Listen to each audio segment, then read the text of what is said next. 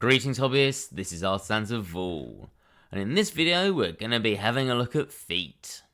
So we're pretty much all the way through our armoured sci-fi warrior, and we've worked through a lot of different skills, from the legs to the torso using sub D, having a look at doing things with different shapes or different add-ons like ND, and the final bit we've got left is the feet, and this seems like a kind of minor part of this model, and in a way it is.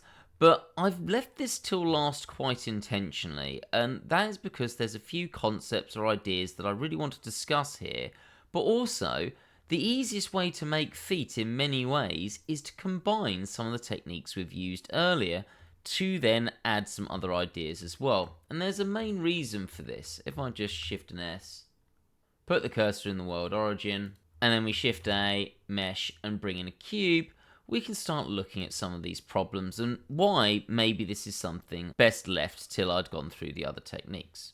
So we'll just bring this across a little bit, and I'm just going to scale this up. Oh, let's turn this off. It's still going from the 3D cursor from a previous video, or from me doing something previously. So we'll go to individual origins, and then let's S to scale that up. Maybe a bit more on the X, and then G and Z that up to somewhere here. Now, why are we doing this last? So let's just come in and grab these vertices and G and Y this forward. Well, there's a really big reason for this. If I just duplicate this and bring this over to the side, so doing the foot is actually a bit of a pain, and there's reasons for this. Let's just Control and A and apply the scale. The first is that we want quite a lot of rounding on this. Realistically, we want the heel to be rounded, and we want the top of the foot to be rounded.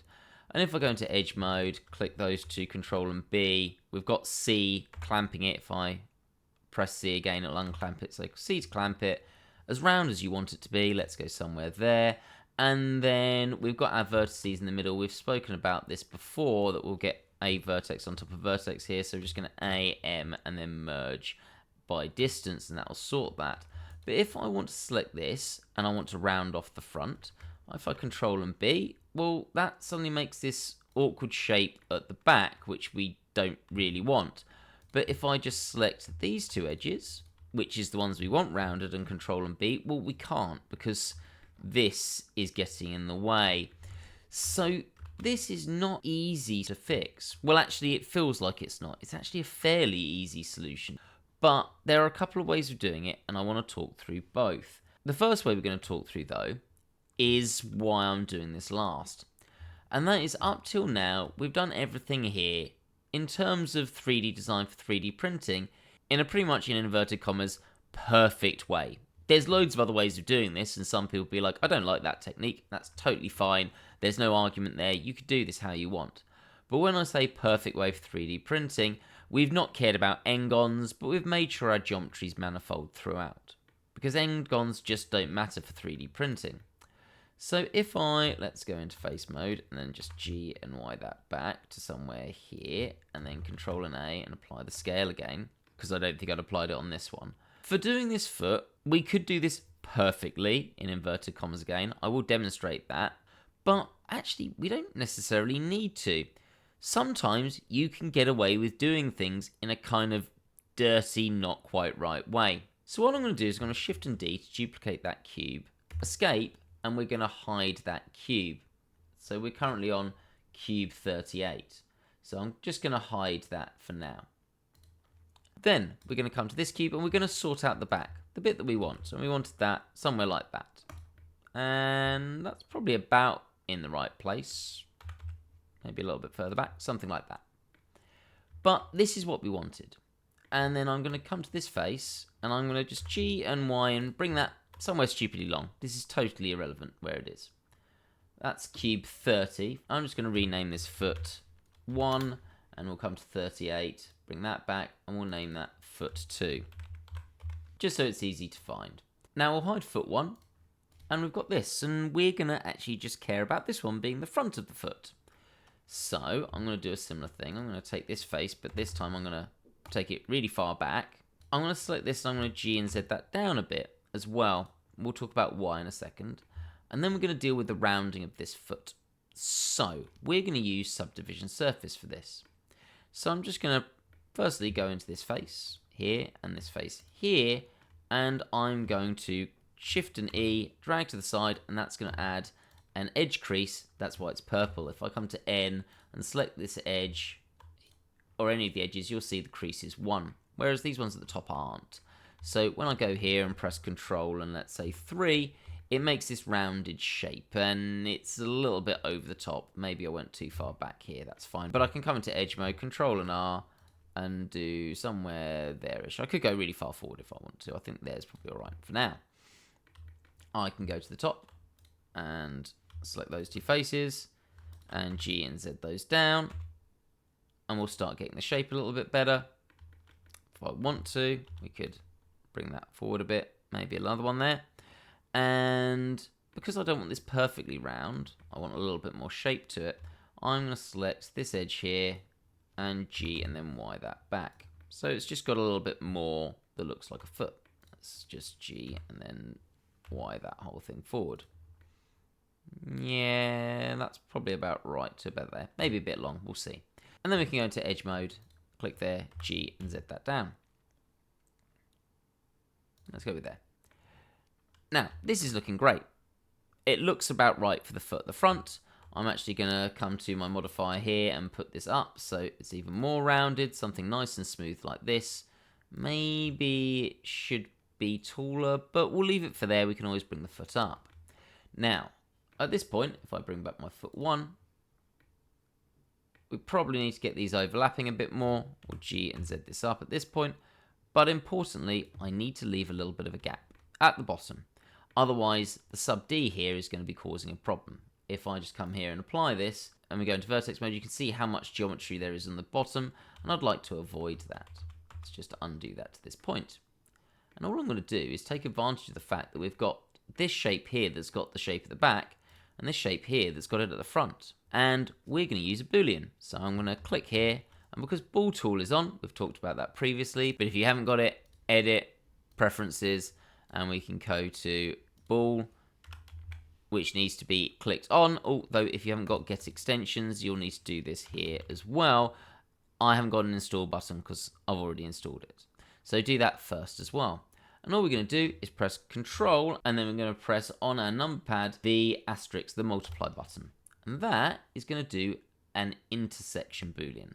Now what an intersection boolean does, if I just bring in a cube, if you haven't used this before, if I press G and then Shift and D here, an intersection boolean will keep where the two shapes overlap. So if I do the same thing here, you can see it's just kept the overlapping bit. So what we've done is we've used the front of this shape here, we did the rounding, but it's gone all the way back, but then only kept where we've got this rounded object here. So this is a really nice sneaky way of combining two shapes together that we want, that we wouldn't be able to do together very easily by itself. Now, I do think that this probably needs to go back a little bit. So we'll go there. And you can see how easy this is to manipulate. Now, this does have one slight problem. And that is that we create this kind of horrible shape here. And this is really important.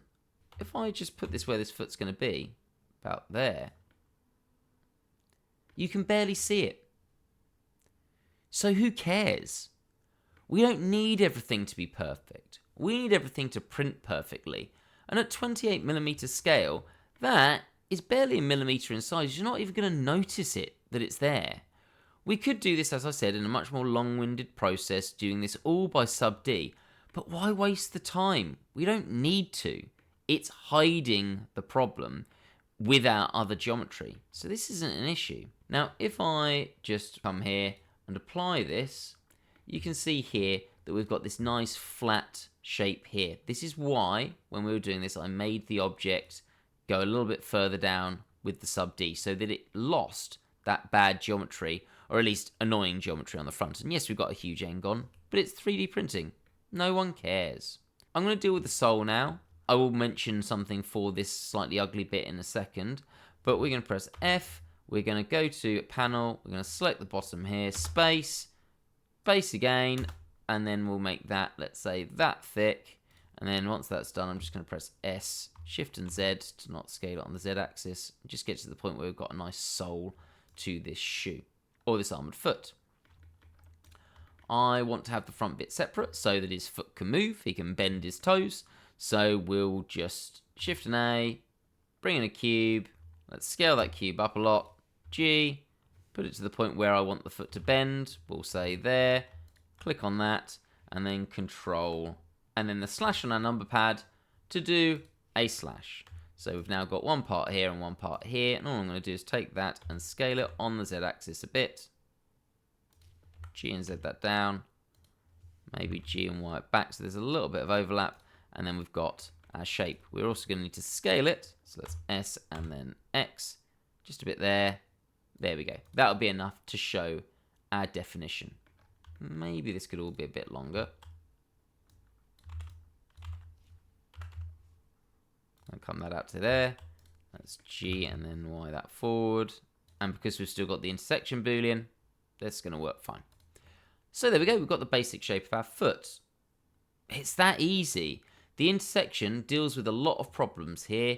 We get our foot really easy to go. Now, if we need to, we could always look at this and say, well, actually, I want this one cut as well so that I can then flex the foot. That's entirely up to you. So relatively easy to do on the foot front. Now, if you do want to, there are ways of fixing this. Let's / to go into this. Now, the main way of fixing this that you're going to do is using an add-on called Mesh Machine, which is a great add-on. It isn't the cheapest, so I wouldn't really recommend this if you're just starting out. I would go with other add-ons first. Let's just unclick that one and unclick that one here. We want to basically clean this up. So first of all, I'm going to press M and then merge by distance, and then let's increase this to get to the point where this is going to look fairly good. That'll probably do. And then at this point, is that a little bit close? Let's just, no, that should be okay. So let's come back here. Then we'll go into edge mode, make sure those last two ones are selected, and then Mesh Machine will do this really cool thing where we can press Y, click Offset Cut, make sure the width is working, somewhere about there, that's fine. And then I'm going to just press Control and B. And now because we've added in this offset cut, let's just scroll down so it's not as dense. We can just add in a bevel here that will basically act to clean up that shape. So now it's a lot more rounded. So that's one way of dealing with it. Obviously, I wouldn't recommend buying Mesh Machine just to do that, though if you've got a lot of objects where you need to do things like that, it is a great add-on. It's also got a lot of other features. I'll put a link in the description to a guide that I've done on Mesh Machine, but I probably wouldn't even bother in this instance. That little shape was not a problem. And then with that done, let's click there, F. We want to mirror, F to flip it. There we go. Cool, we've got our feet. Now, let's just quickly talk about how we'd do this with sub D as well, just so you've had that. But let's bring in a cube. Like I said, I wouldn't do it this way. I would do it the dirty way that I just showed you. But if you want to do it this way, you can do. Let's come into vertex mode, and then G, and then Y that forward. What we're going to do is same start, go into edge mode, or face mode actually, Shift and E, totally make that creased, Control and 4, something like that, and then we're going to deal with our shapes. So first of all, let's go into edge mode, Control and R. We want to get this shape here. Now we want this only to be rounded, so what I'm going to do is go into face mode, select that face, I to inset that there, and we're starting to get this shape being a bit more sharp at the back. And then we can Control and R there, G and Z that down to get our shape, maybe that one as well. And then there, and then G and then Y that back. Oh, no, just those two, G and then Y that back. So we can get sort of the same shape. We just start getting a bit of pinching here. Again, that's going to be hidden. So if you think this is a better method, go for it. Like, there's no problem here. And this does have quite a nice smoothing to it. I just find that this curve is a little less nice than that curve there. If you notice, this versus this is a little bit more boxy. But if you're happy with that, that's fine. Go with it. Okay, I just don't think this looks quite as good. It also means that you end up, let's just apply this, with all of this on the bottom, which means that creating the sole becomes a lot more annoying, though we can use some tricks to get rid of that. For example, I can select just this one, Shift and G and select by coplanar or normal, and then just press F to bring that into one. So we can still do the same things here. I just think this is easier. And while we've got a slightly ugly geometry, it's not anything we need to worry about. Now, this kind of just goes to show really that there's a million ways to do things in Blender. Whatever you prefer is basically right for you. Now I've got a little bit of an overlap here, but not enough. So let's just start with that. So what we're going to do is I'm just going to take that object and bring that down. So we've got basically where this would be connecting with the ankles to the foot. So that deals with that. We've got those there. We've got that one on the neck. Can't remember if I did that last video or I've done that in between. So there is one on the neck there as well. And at this point, we are pretty much done with our Sci-Fi Warrior. Now at this point, we're probably going to call it here for this tutorial series.